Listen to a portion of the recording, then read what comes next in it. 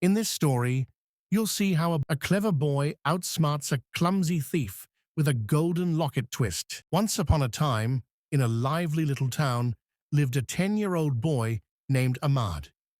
He was known far and wide for his cheeky grin, clever pranks, and a heart full of adventure.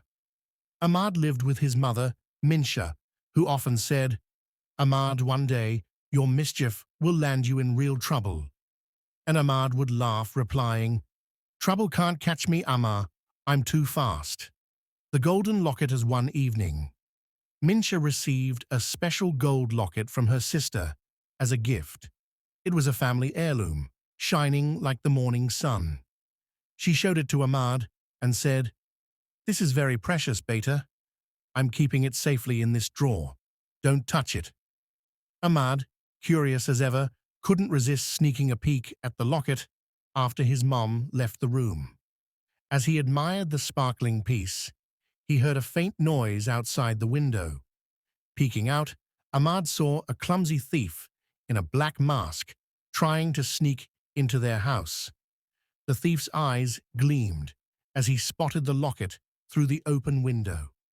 "Oh no, he's after Amma's locket," Ahmad whispered. But instead of being scared, he smirked.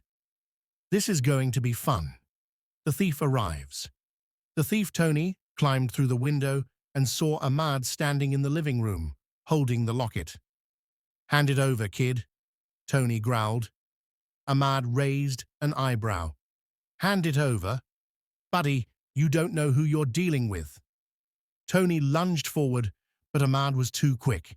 He darted across the room, waving the locket in the air. "Catch me if you can." The wild chased Tony, thinking it would be easy to catch a 10-year-old, chased Ahmad around the house. But Ahmad had already set up traps in his mischievous mind. The soap slide. Ahmad dashed into the kitchen and poured dish soap on the floor. Tony slipped and fell with a loud thud. The rolling pin attack. As Tony scrambled to his feet, Ahmad grabbed a rolling pin and rolled it across the floor. It hit Tony's shins, making him hop in pain. The flour explosion. Running into the pantry, Ahmad threw a bag of flour into the air. Tony emerged covered in white powder, coughing and sneezing.